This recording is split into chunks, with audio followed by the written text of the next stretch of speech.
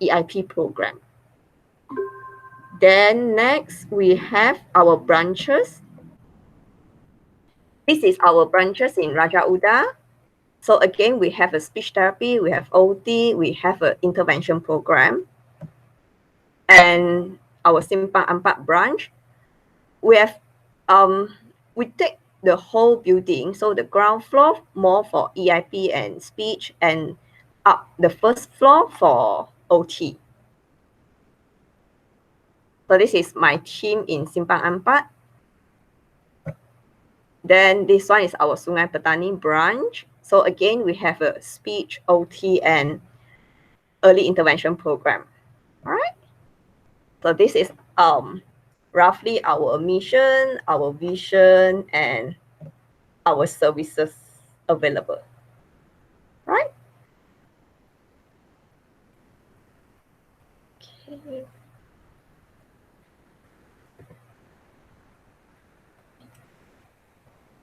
Okay. So far, any question? Hello? No. Okay. I'm sure that for third year and fourth year, especially fourth year, so you guys might start to think that, what do you want after you graduated? Does it come across your mind, or still, Yes, with a practical? it's come across our mind.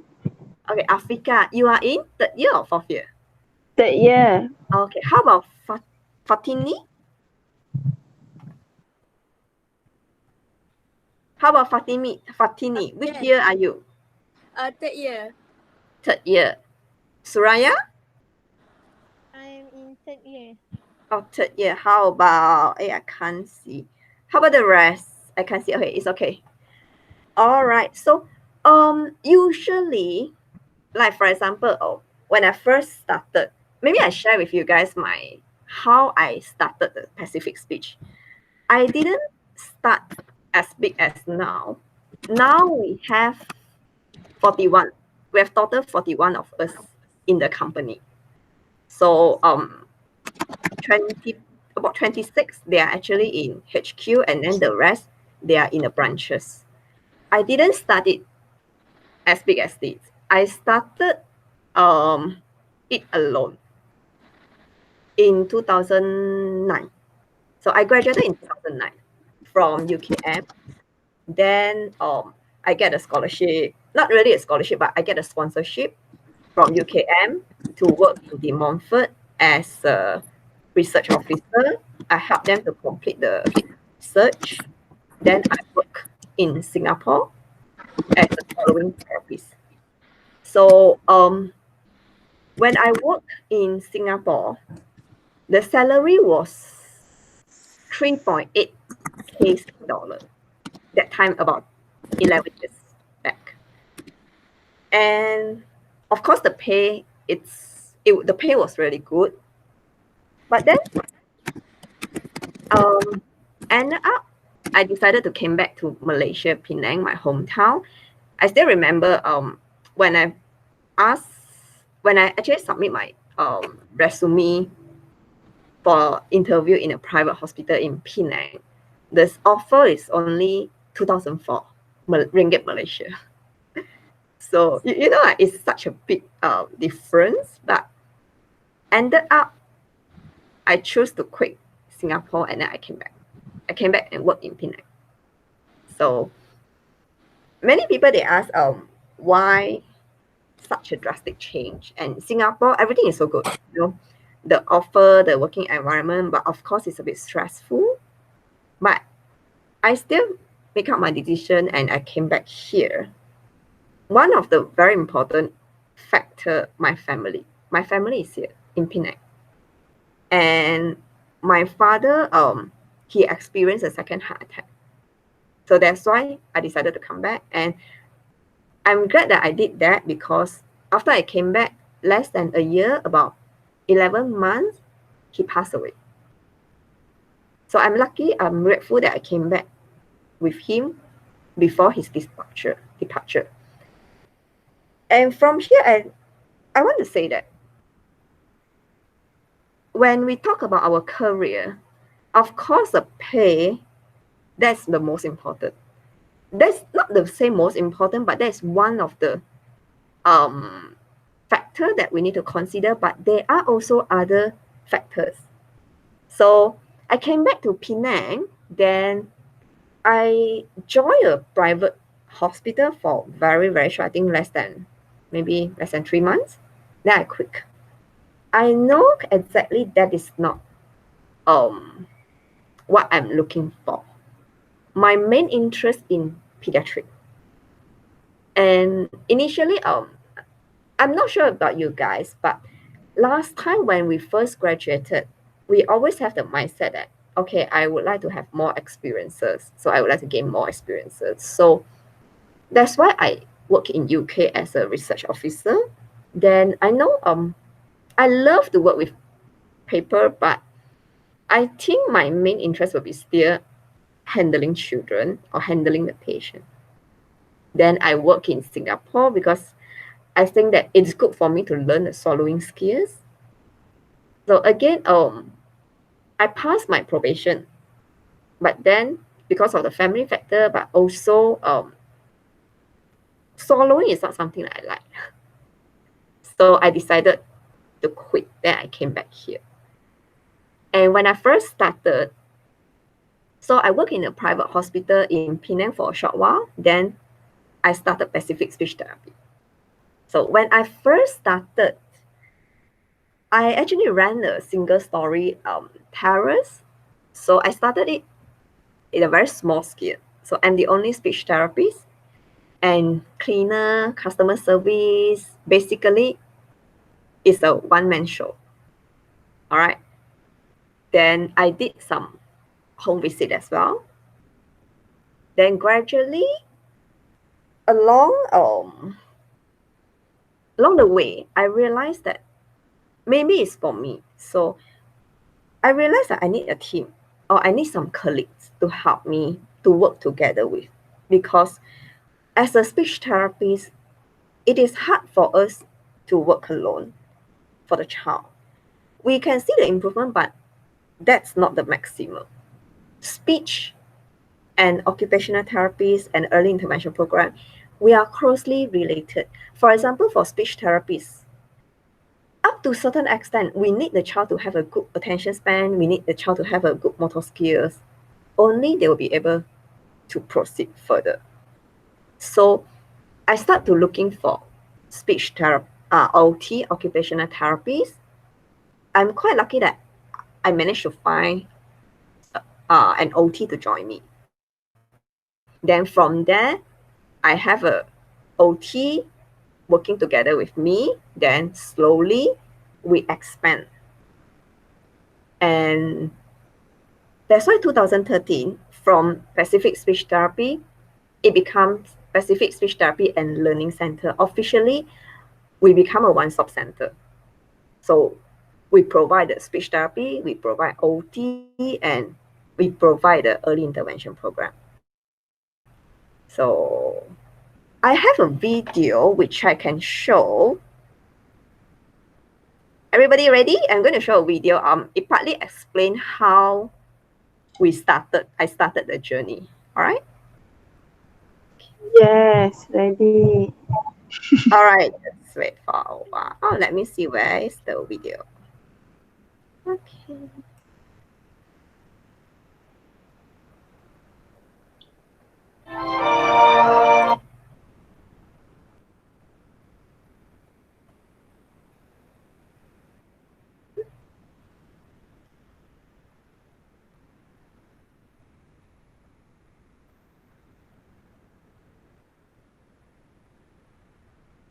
Wait, all right.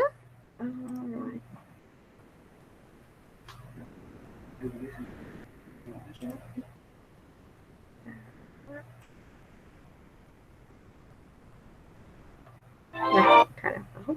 Boss, Huh? you can Google Meet. Okay, then share, is it? Okay, so Chrome tab.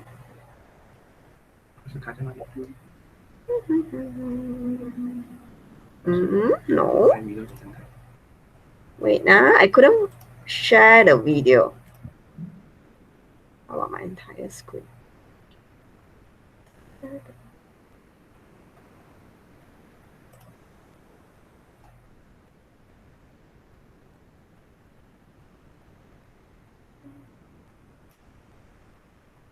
Can you guys see the video? Yes, yes. All right.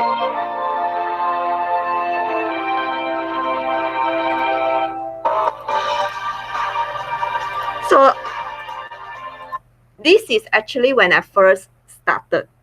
So I ran a single story terrace. So this is where I started.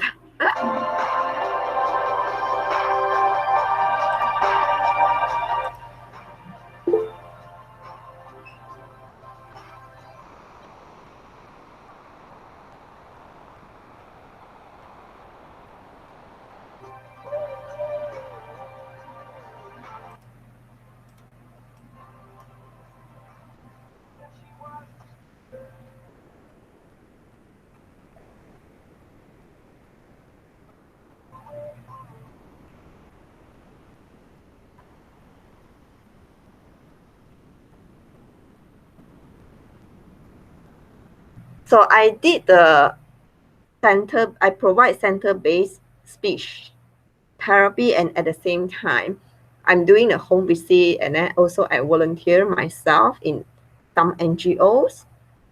So this is me, the time I was very young.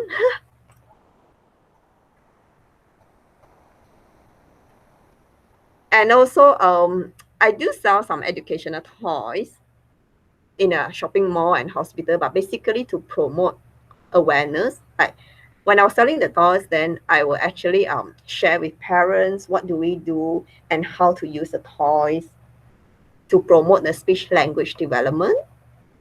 I look so tired that time.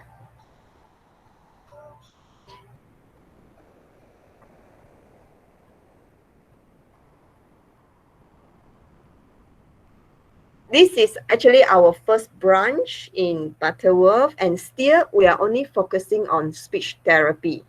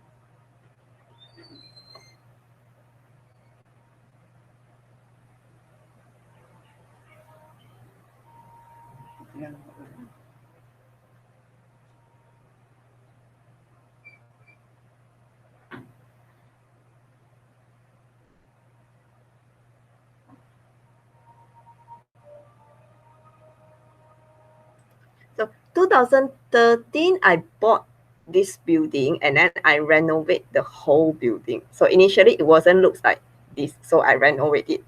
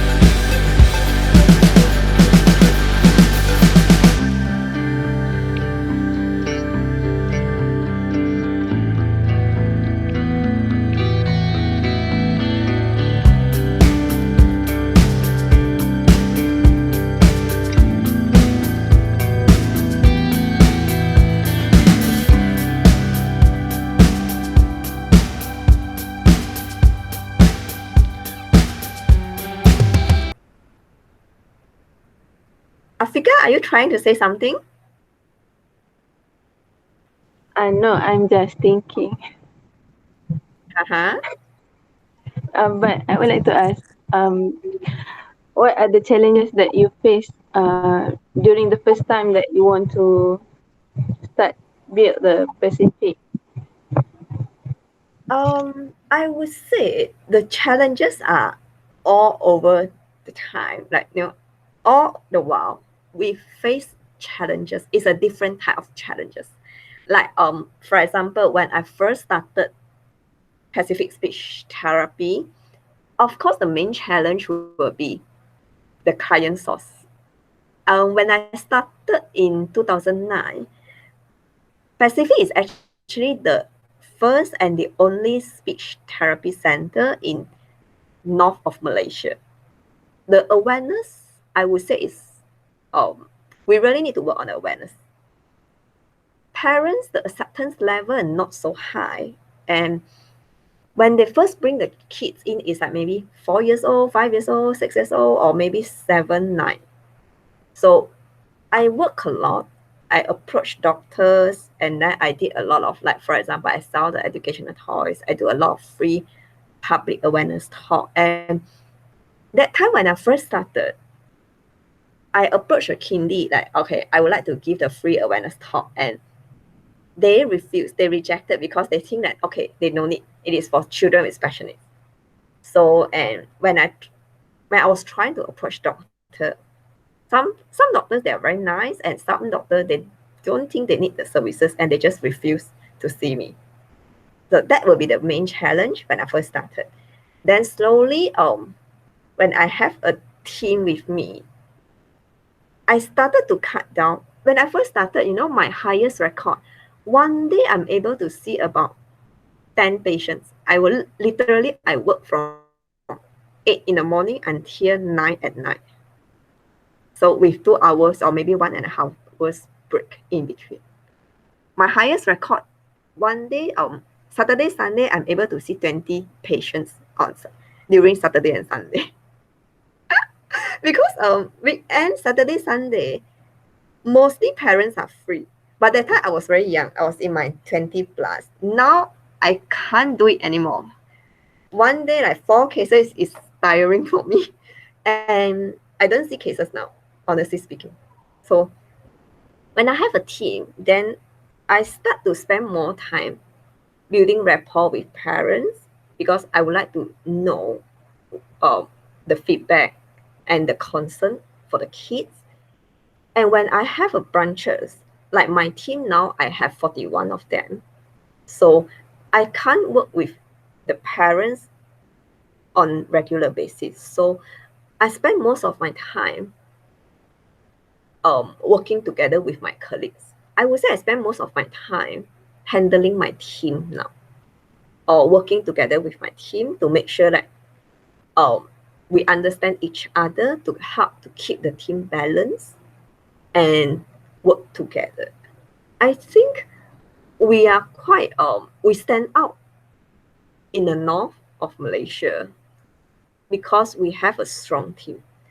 My colleague, like my OT, they are very senior and they have a master from UK, and one of them, they are the only Commonwealth scholarship holder in Malaysia. I mean, for OT.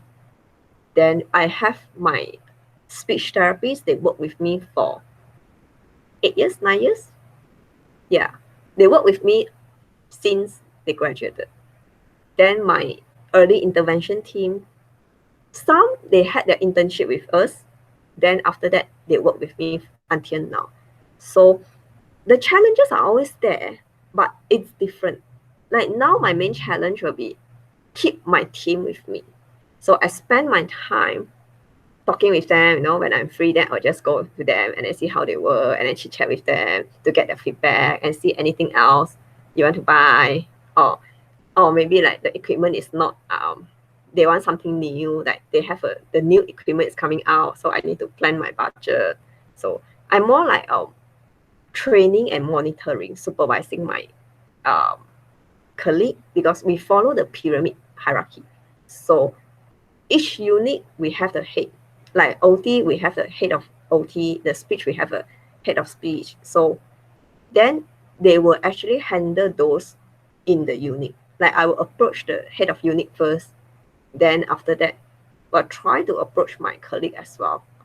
So yeah, that's how my workload is now. All right.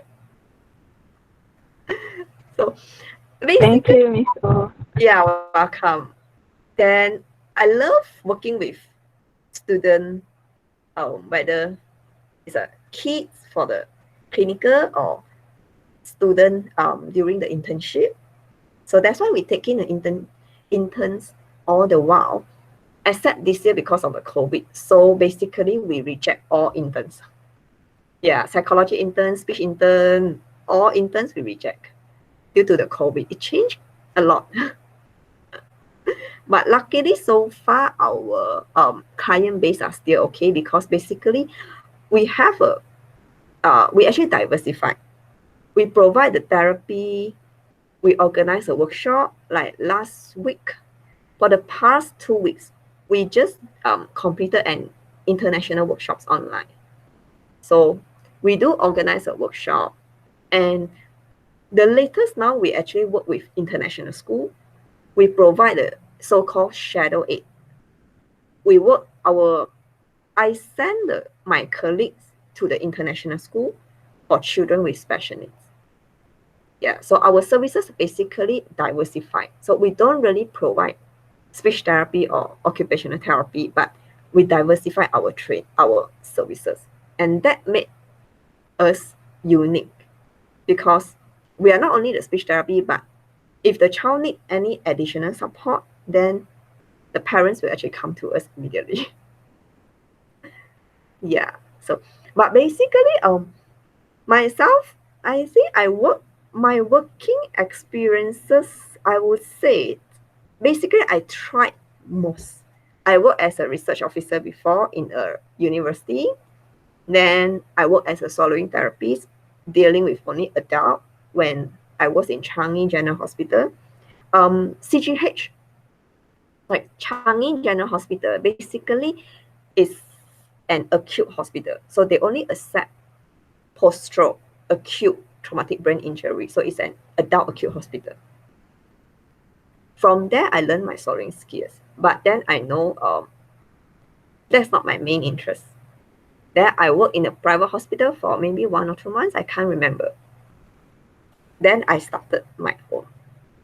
So when I first started from a freelancer, then I have a cozy center. Then I developed into a quite a big team, I would say, because we are 41 of us now.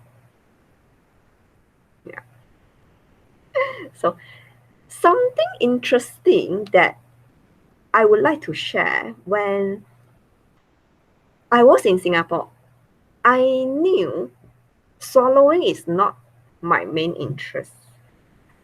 And I seriously think that whether should I continue or should I just quit during the first month. Then I was thinking, okay, it is not easy to get the opportunity to work in CGH. And I think it would be good if I pass the probation, then only I decided whether am I going to continue. So I managed to pass the probation. And what I want to say, when I come back to Penang, something interesting, because that time the awareness towards pediatric speech therapy wasn't that good. But the demand for adult swallowing is actually there. So when I first came back, I did adult swallowing. I'm a freelance or visiting speech therapist in private hospital for adult cases. And I gave talks and trainings for nurses in hospital for adult swallowing. That time, when I first came back, not many speech therapists, we are trained in bedside swallowing screening or bedside swallowing assessment. So that becomes something very unique. From there, working with the government hospital. Then I get the referral. So slowly I move my interest towards pediatric. Then I slowly cut down my adult cases. What I want to say, sometimes when we work in your working life, you might find that you don't really like it, but it might be helpful if you try your best. When you try your best and when you would like to start something, like maybe a business for your own, you might find yourself that experiences are so valuable and helpful when you would like to start the business or you would like to start something for yourself. So when I was a researcher, yes, I helped my lecturer to finish it, and then the M-plug, I'm not sure whether you guys know about the M-plug, developed by Dr. Rogaya. So I was one of the team member who helped to actually in the research during the first stage, the data collection. So I was in UK basically to complete the data collection and data analysis for Mandarin version. It might not be something that you like, but if you are in that position, try your best to complete it. You gain something that might be so valuable for you in the future. For those who would like to start something new for yourself.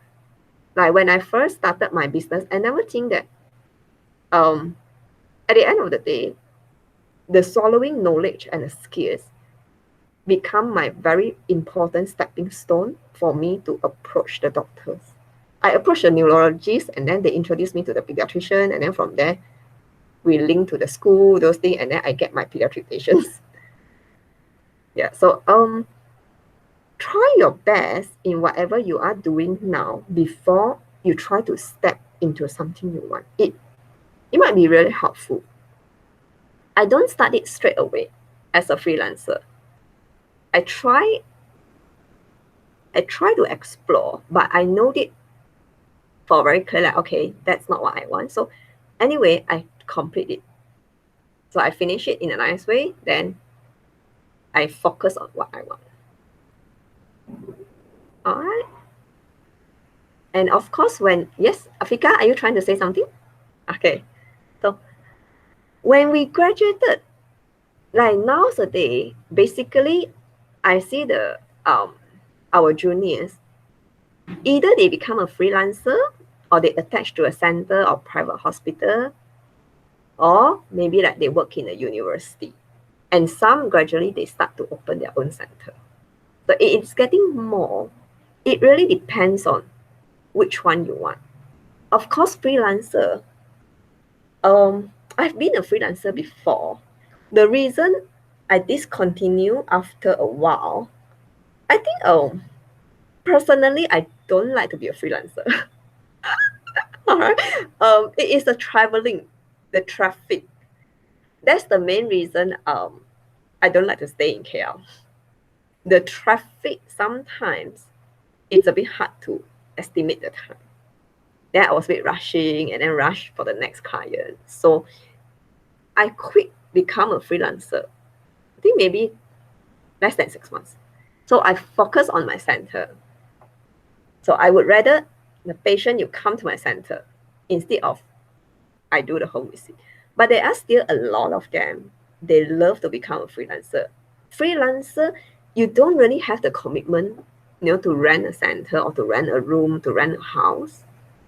So you just carry all the speech equipment that you need, then you can just do the session.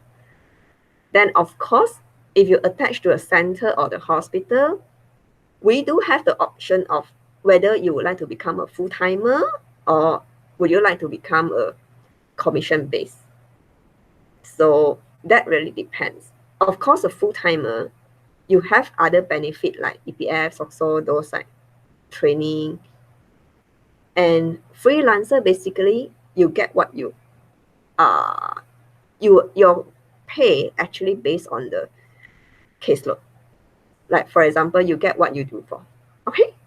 Then of course, if you want to start a center, financially that's very important because like COVID-19, freelancer basically the income will be affected. And for my center that I will still have to pay my full-time colleagues. So there's always pros and cons. Yeah.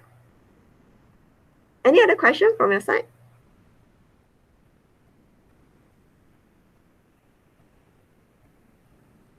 No? Ishira tak dengar. Sorry? Hi, Mr. O. Yes? Do you hear me? Yeah, can. I would like to ask how much the cost is needed at first when you want to open up a private center in terms of the equipment, the toys. Okay, that's a very good question and very realistic. Okay, when we talk about opening a center, we talk about money. All right. Okay, it depends. Like for example, like first, what I do, I rent a single story terrace. So the rental depends on first you need to include your rental. So the rental it depends, and some they want to save the cost, so they actually use a room in their house. Like for example, those stay in Selangor, that's what I know. They rent a house and then one of the room they convert it into a therapy room. So in that way we save the cost. So the rental, we save the rental, but that's actually illegal. All right. So the small scale is okay. Like just like the home tuition that hard, then it's okay. Basically, nobody will catch on you, but you can't really make it for very big. Let's say that we start from the home-based center. So the home-based center, it depends whether are you going to rent a house or are you going to rent just a room in your house. So that depends. So the rental, it range from maybe like 500 to 2,000, 3,000 for a house. If you would like to make it, you would like to legalize it, then you will need to use a shop lot. So the shop lot generally about 2 to 3 times more expensive than the house. But the good thing is for the shop lot, you can actually put the signboard like my center, like I can put the signboard, I can put the advertisements because it's actually a shop lot. But the fees will be much more expensive. So then that's for the rental, the shop lot itself. And next we need to think about the renovation. Like minimum we need aircon. So aircon about 1,000. So for one, so it depends on how many units. That's aircon and the shop lot itself. And next, that will be the therapy equipment. For the speech therapy, it's different from audiologists because audio they need a lot of equipment, but the speech therapies, basically we need toys. So if you are doing a home visit, then maybe you just need one bag. Like our center, when I first started, or when I started the branch, like for speech therapy unit, usually I spend about 5 to 10K to buy the equipment.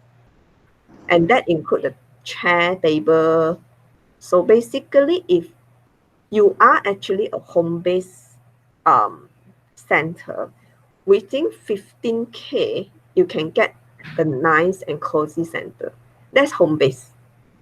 All right. If you're talking about shop lot, you need about 30K, 30 to 40K, depends on the area. Like KL, maybe 40K. Penang, about 30K. Because the shop lot, you need to give deposit.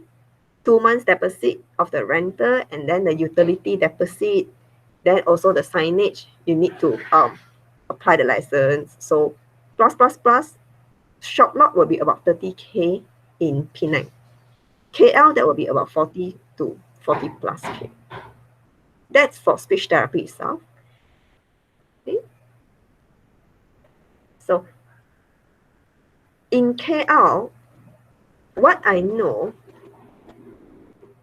my junior, my senior, they set up a speech therapy center. Then next door, the OT center. So it's actually two different bosses, but then they actually rent the shop lot together. So like, the 6th floor, the OT center, and the 5th floor, the speech center. So that's quite common in KL. And Selangor, I do come across few of them, they rent a shop lot together. So means like few of them, they partnership together. So I know the latest one, 4 of them, the speech therapists, they rent the shop lot together. So like whoever free, then they'll just use the therapy room. They will just discuss among themselves. So that's possible as well. Home base, basically you need about 5 to maximum 10K, then you can set up quite a nice cozy center. So that's the minimum. So it means that the ticket is including the rental of the shop lot and also the equipment. Yes, in Penang. Oh, okay. KL, I'm not sure. KL, definitely you need to prepare another 10 to 15K. Okay, thank you. Yeah. Where are you from? Ipoh Perak. Ipoh, I think the fees will be about the same. Yeah. About the same as Penang. Okay? Okay. Yeah. So we know about the cost, then we need to know about the client source. So after usually when you plan to start your business, when you are preparing like looking for a shop lot or trying to renovate, then you will need to start to advertise. Facebook is quite a powerful source. You put on the Facebook platform, but of course not on your own Facebook. Online, there are actually a lot of Facebook group like parent support group, pendidikan class, therapy. So you try to Google and then you post the advertisements there. That's quite effective. Then they will actually help you to share. So once you reach one group, one or two group, then the news will spread. And of course, the best, you try to visit the pediatrician, then just if you have any brochure, then just let them know. Like I show you the example of our brochure.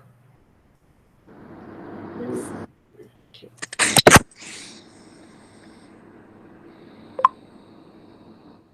Yeah, this is our brochure. So you can actually print it out and then pass it to the pediatrician or the nursery, kindergarten. This is what we do. So we'll just pass the brochure to them. And then if they have a parents who needs the speech therapy, then they will just pass the brochure to them, or they will ask us to visit our Facebook. So we have the speech, we have OT, early intervention program, the school readiness, and we have a shadow. Then this is our workshop training.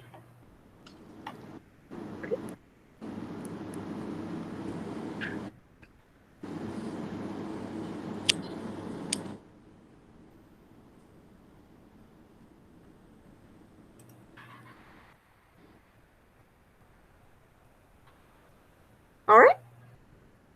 All right. Yeah. Once you get the start to prepare for that, then you need to start looking for client. So create awareness, not to share on your own Facebook, but you have to start create a Facebook page and then you share in the parents group, the Facebook parents group, or those like we have a lot, like you just type therapy for children with special needs or speech therapy, then they have a lot of Facebook platform that you post on it.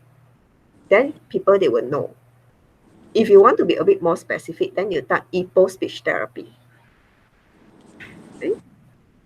There are actually a lot online, the platform for us to share. Once you establish, people know about it, then they will come. So it will be much easier. Usually it will take about 6 months for people to know your services. I will advise once you decided to start your own center, then you have to start doing promotion. You have to start approaching the parents, the professional.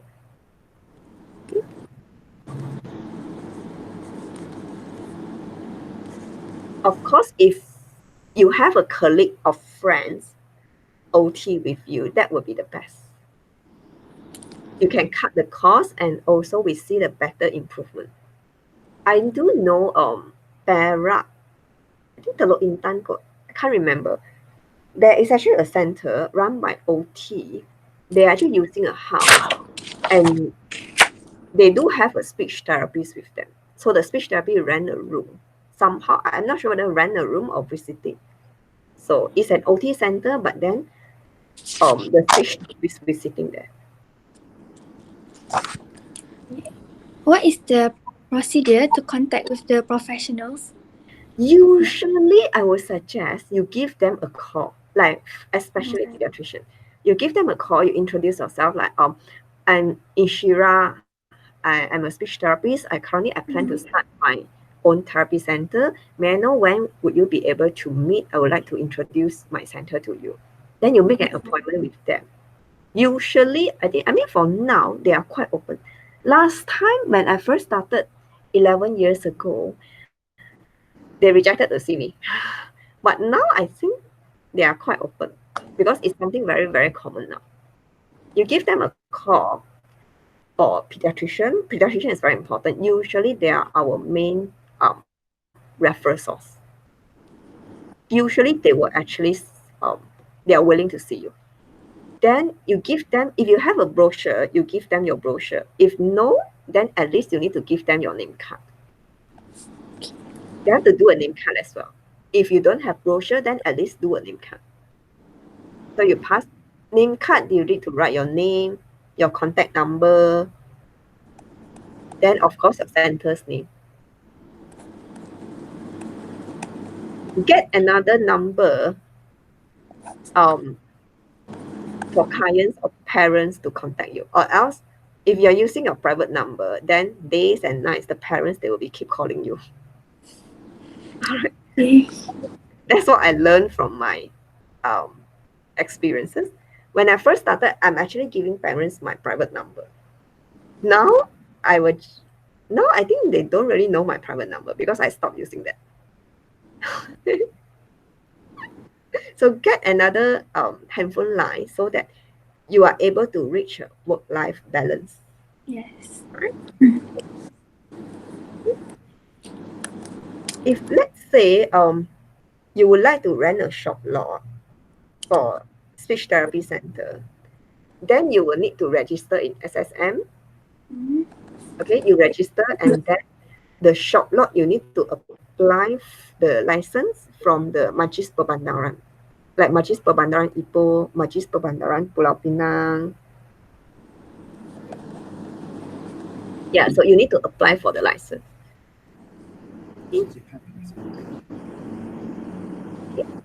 Okay.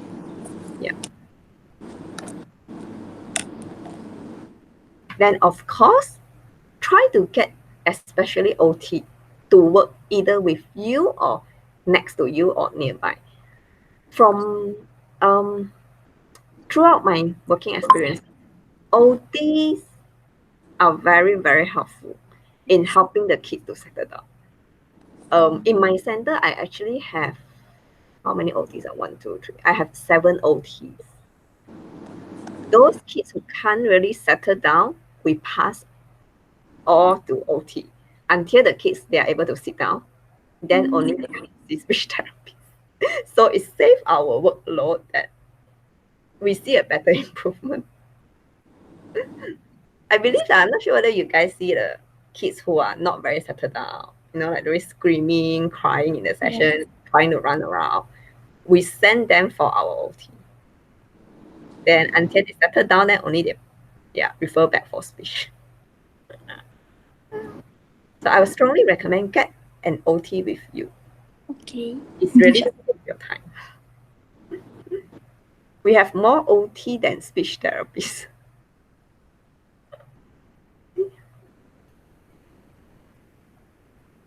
Anybody else who have a question?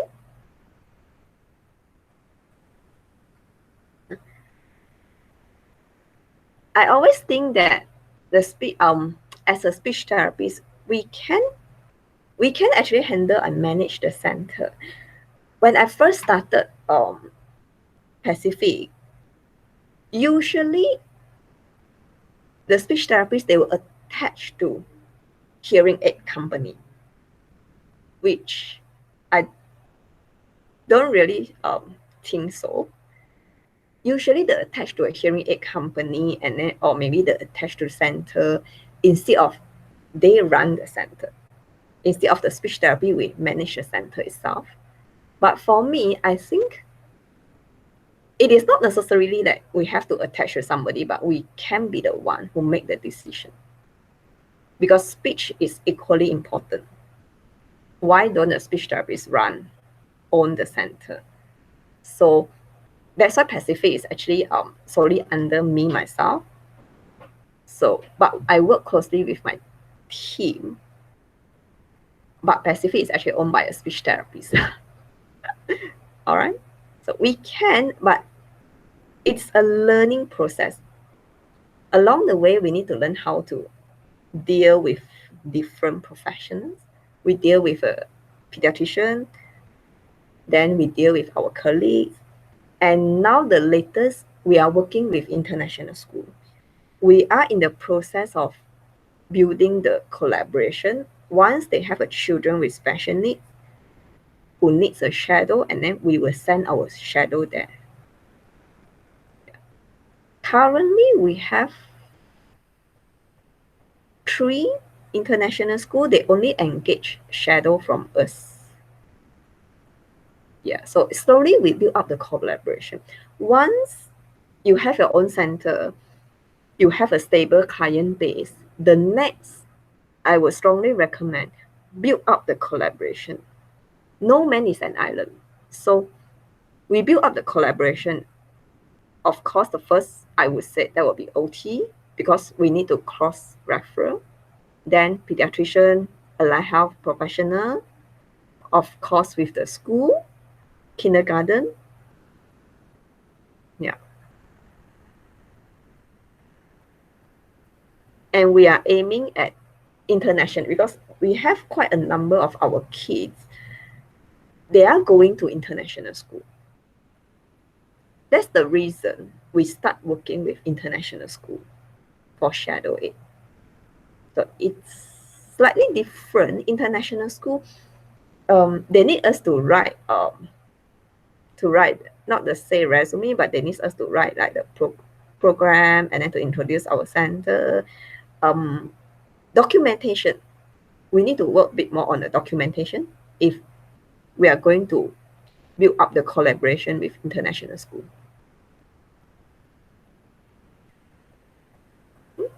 Any other question?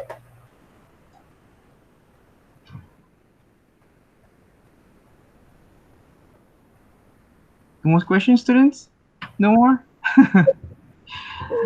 All right, so it's very good insight, especially regarding the experience, the way that you build up your career, finding your interests, and then you're gonna start with whatever you like to do, whether it's in the educational background or in therapy background. Even in therapy, there's a lot of variation, I would say. Some people Yeah, like rapid that's case, true. some people like adult case, some people like I do love do swallowing cases only. So so it depends on what you love to do. Finding what you like is very important, I would say. And then you can focus on that. Yeah, that's true. Right? Even though you don't like it, but try to finish it in a nice way. You gain something from that. Yeah, you'll gain something. All right, no more questions, students? I would like to ask last question. Yeah, Okay, last Yeah. question. Okay. hopefully you can ask more. What would be Mr. O's suggestion for to learn first to gain experience before starting a private center? How long it would be? How long you need to gain let me rephrase your question. So how long you need to gain experiences before you start your own center? Am Yeah, I yeah. correct? Yes. All right. I think it really depends. Like for myself, I work as a research officer for 3 months plus, and then I work as a soloing therapist for another 3 months plus. Then I work in the private hospital for I think about 2 to 3 months. Then I started my own. One thing very important when you run your own center and you work alone, you will have to constantly reflect, self-reflection, what you did in the therapy session. whether are you doing something that you're happy with, or you feel something is wrong, not so right, something is going wrong. So some they take about 1 to 2 years to actually gain their experiences, and some they are so confident with themselves. So after graduate, they straight away they become a freelancer. Then when they have the enough client base, they started their own center. It largely depends on how confident you are and how comfortable you are to start your own center. And of course, financially, whenever you start the center, you will need to prepare perhaps for at least 3 months. The income might not be so good. 3 to 6 months. Make it safe. Okay. Financially, you will need to plan nicely.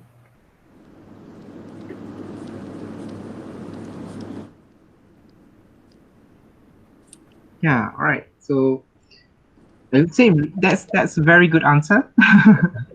um, you need to have experience, capital, planning before you start your any business. I would say. Um, Even though I know some of my friends working, not working, studying as a speech therapy, but don't actually work as a speech therapy. They open other businesses. So you need to know what you like to do, and then you go with what you want to do. But be prepared. Preparation is very important for anything that you want to do. All right. Yeah. Okay. So that's the last question, and I would like to thank Ms. O for our session today. It's a very good insight. Um, so, so for our third year student, we're we're not going to be able to send you to Pacific for this semester, definitely. Yeah. But if we are able to next time, maybe we're gonna send students there since we can gain more experience with um, a diverse background of patient. Okay. Um. All right. So I would like to say a big thank you again for Yeah. having You're welcome. for coming to this session, for having us. And as you know, we are a small community. Yeah. Even for a batch, we're gonna have like 8, 7, 6, 10, something like that. And even our like fourth year, already some of them already went for work. Mhm. Some of them already went for like training, preparing for work. So the the market for for workplace is very huge. The demand for a speech therapy center is very huge, especially in highly populated area KL, Selangor, um, Kuantan, a bit, but there is a demand, yeah. And then there is a lot. I think quite a few new center coming up in Kuantan, and Oh, there, yeah, quite a few new center. And it is usually based on the population lah, I would say. mhm. Yeah, Yes, that's true. that's true. um, so I think we can end our session today. It's already like 1 hour past. Hopefully we can have next sessions next year Yeah. or other time because we want we want views from outside speech therapy or who already have established um, a center what we call branch. So we want to have that kind of we want to know what the experience. Um, Anything else? Right. So students, good luck next year coming back. Yeah. For studies. For fourth year, good luck in your job hunting, or maybe creating a career, creating a job. Yeah. All right. We are hiring. So if any of you interested, you can just send your resume to us. Yeah. All right. All I right. think the demand is very high. Yes, the demand is really high. Really, really high. All right. Okay. Thank you again. All Okay. right, Bye, sure. everyone. Thank Thank you. you, Miss O. Welcome. Thank you so Thank much. you, Miss O. Yep, welcome. Have a good day. Yeah, sure. Bye. Bye. Nice Bye. to. Bye. Thank you.